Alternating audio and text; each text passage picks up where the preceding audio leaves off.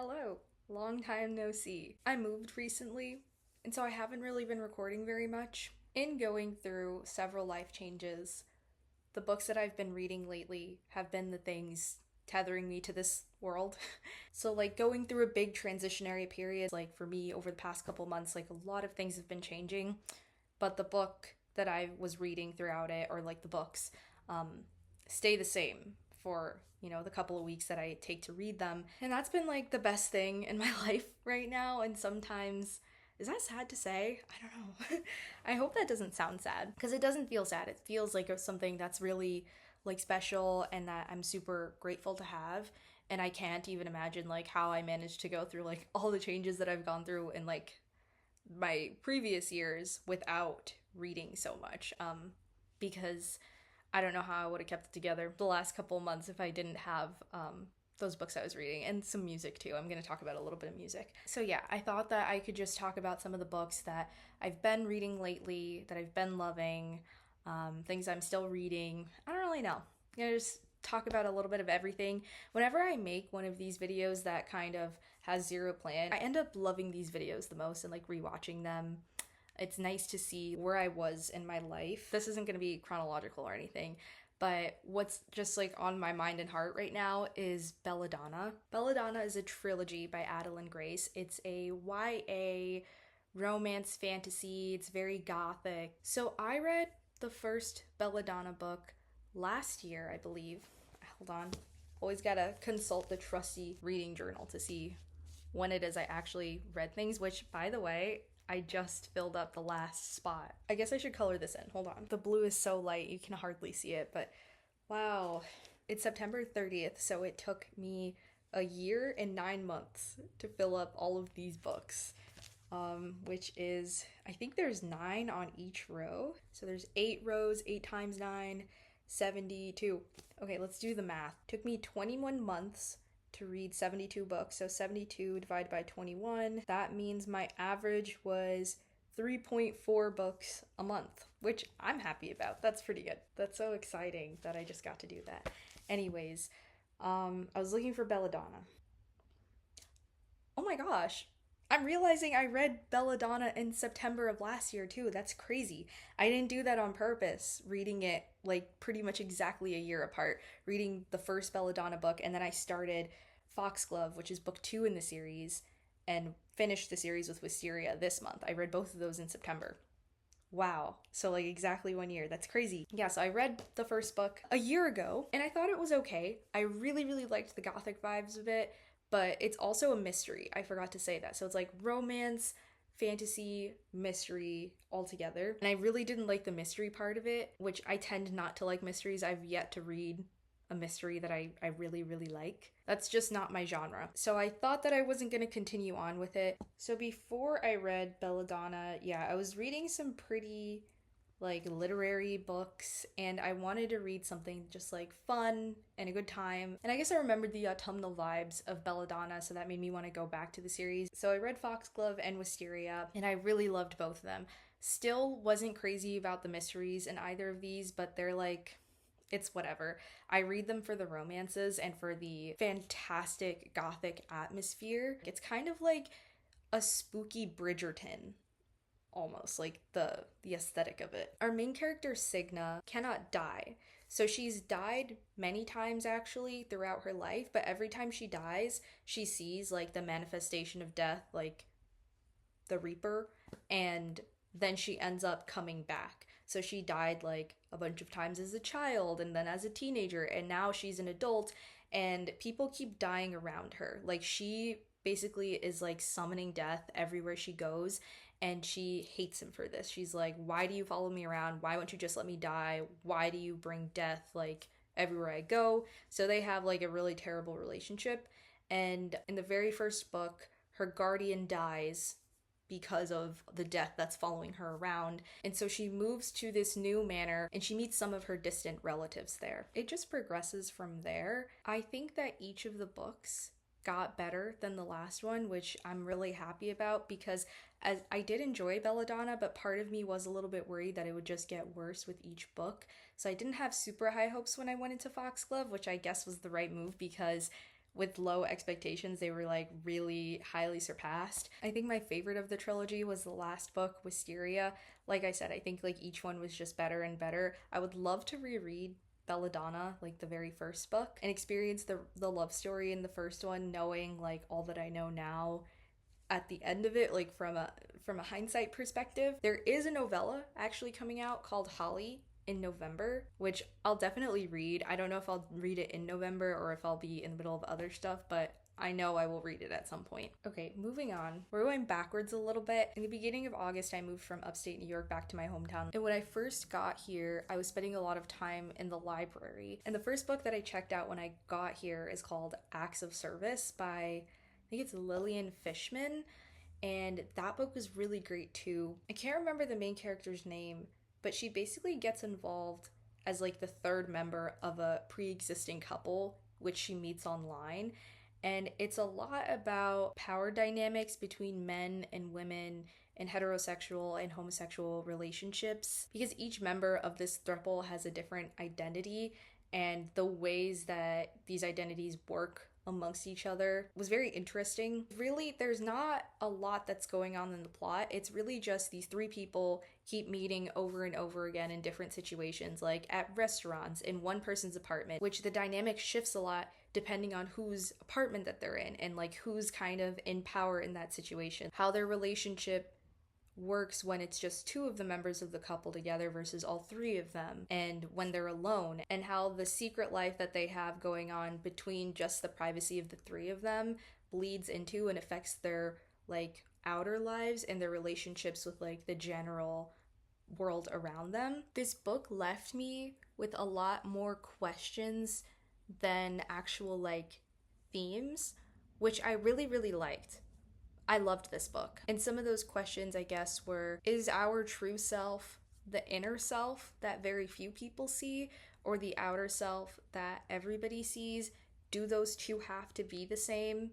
Or could they ever be the same for anybody? And how much of our own personal desires are things that we actually want versus things that are like we've been conditioned and learned that like these are the things that a man or a woman usually wants, and so I probably want that too, or I probably don't want that because I'm trying to go against those gender norms. It just left me wondering about the origination of our desires. Like, where do these things come from? I don't think the author was trying to answer that question, but more kind of like leave the reader wondering these things for themselves. I believe this is also her debut novel, and she's really young, so I'm super interested to read whatever she publishes next. After Acts of Service, I read The Great Gatsby for my book club that I have with my friends Cindy and Angelica, which was really fun to be able to discuss the book with both of them.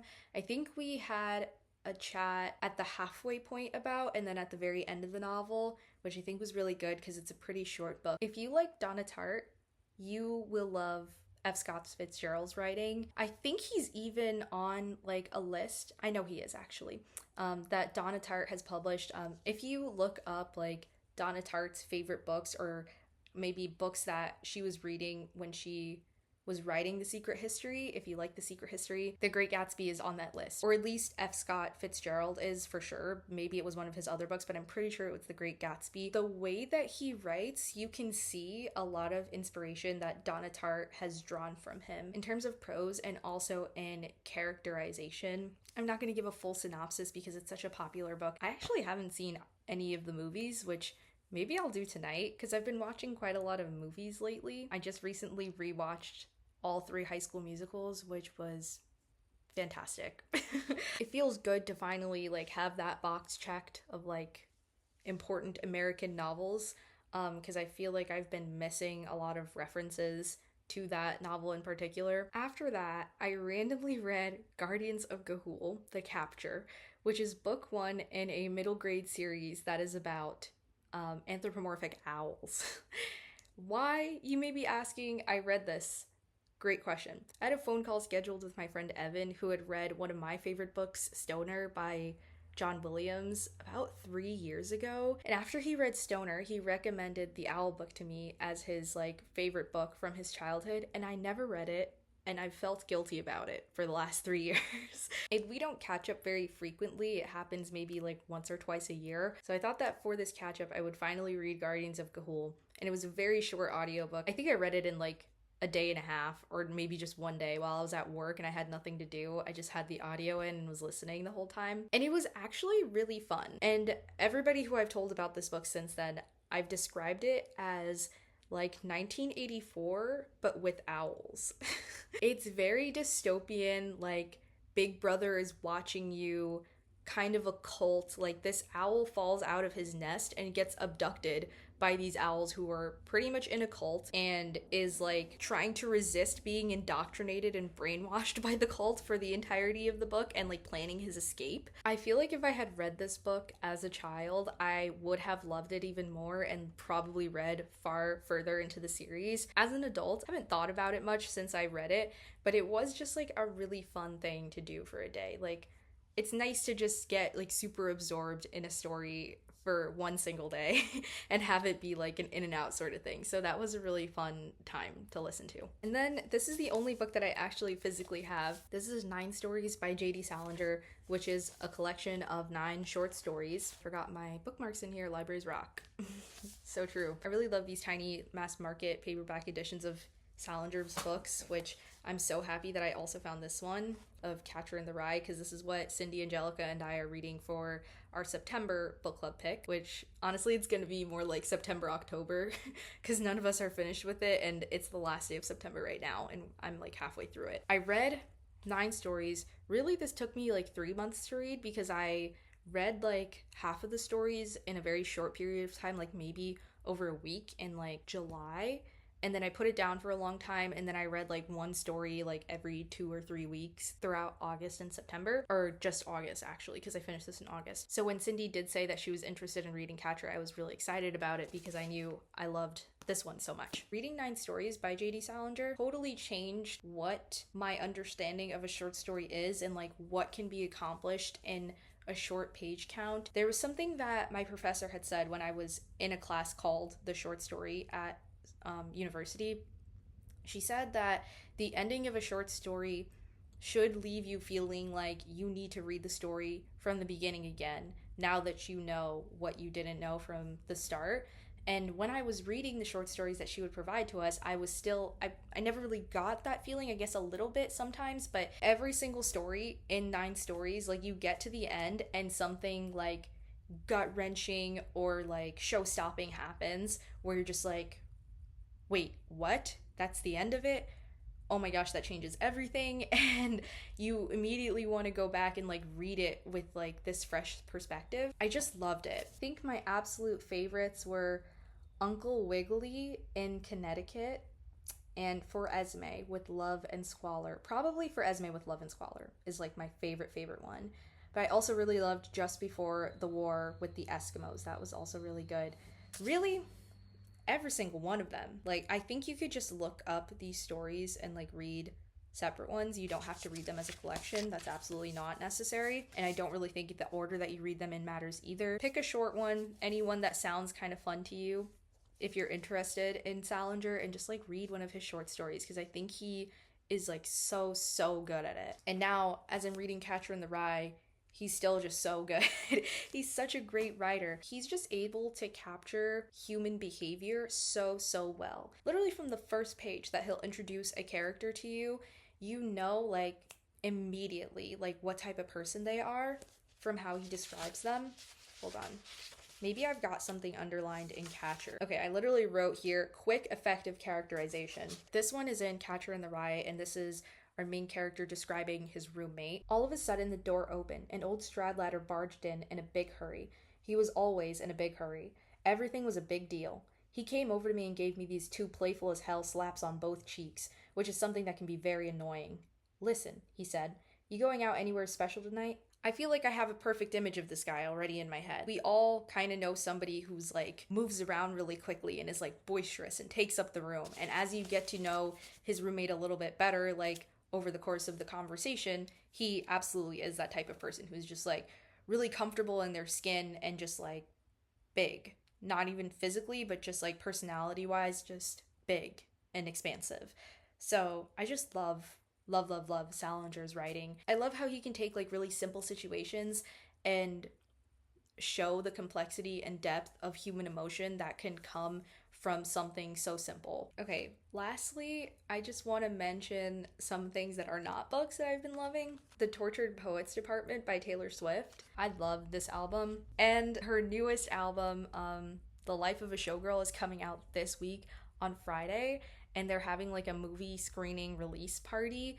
So that's going on at Regal, and I got my ticket today to go see that on Friday. So I'm really excited. I'm just gonna go by myself, but that's like also been a thing I've been doing lately. I went to the movies alone last weekend on Friday, and they were showing 2001: A Space Odyssey, which I had never seen. And I went and I watched that. Honestly, I didn't really like it. I don't think I'm a Stanley Kubrick gal because I didn't really like The Shining either. His movies just like, I don't think they're for me. And when I said that to Ryan, he said that he thinks that I just don't like old movies, which I know isn't true because I also recently watched, well, recently, it's been a couple of months now, I watched The Long Hot Summer, which is a Paul Newman movie, which I think is even older than 2001: A Space Odyssey. Let me fact check that. Here's the movie dates. um, but I watched The Long Hot Summer and I loved that movie. I really loved it. I know Stephen King was unhappy with his adaptation of The Shining, so at least I've got Stephen King on my side. But it was really fun to go to the movies alone. I haven't gone to the movies alone for like 3 years, and it's just a nice, fun experience as a thing to do for yourself. So very excited to go back and watch the Taylor Swift release party for Life of a Showgirl. Okay, I've been talking for over 40 minutes now, so I think we'll cut it here. I'm gonna have a lot of editing to do. That's okay. I had a lot of fun talking about these. So if you've read any of these books, let me know. If you have any recommendations for me, let me know. Thanks for watching the video this long. I hope you enjoyed it, and I'll see you guys in the next one. Bye.